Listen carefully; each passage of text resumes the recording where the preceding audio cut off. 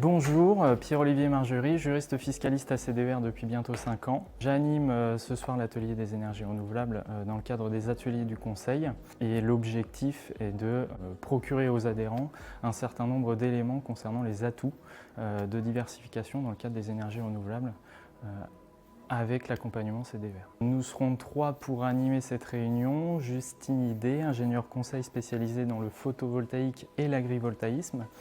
Dominique Lerouel, qui est ingénieur conseil à CDER, spécialisé dans les méthanisations. Nous serons 3 pour animer chaque poste en fait, des énergies renouvelables que nous suivons, le photovoltaïque, l'agrivoltaïsme, la méthanisation, l'éolien notamment. Et l'objectif est de clairement donner des clés aux adhérents pour pouvoir soit se diversifier, soit créer réellement une entité qui leur permette de développer leur activité sur de l'énergie renouvelable. L'objectif de ces réunions est de donner un certain nombre d'éléments d'alerte, on va dire, économique, juridique, fiscale, voire sociale, d'alerte sur le foncier, notamment sur la partie agrivoltaïsme, méthanisation ou éolien, et puis de donner un certain nombre d'éléments concernant les avantages en lien avec la diversification vers les énergies renouvelables.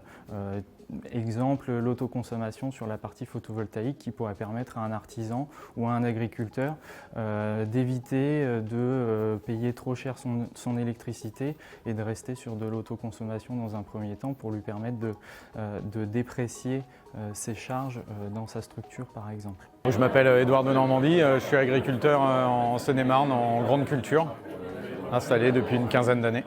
J'étais venu ici pour avoir de l'actualité sur les énergies renouvelables, enfin plus particulièrement l'agrivoltaïsme, connaître un petit peu ce qui se fait et le photovoltaïque.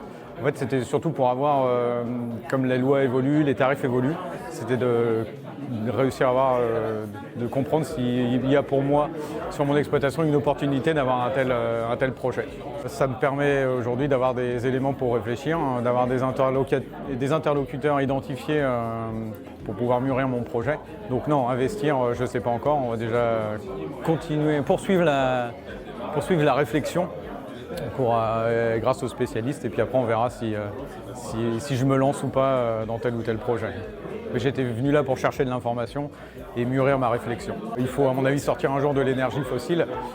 Après on voit bien l'écueil, il y a quelques années l'éolien c'était formidable et finalement on se rend compte que c'est pas si bien que ça.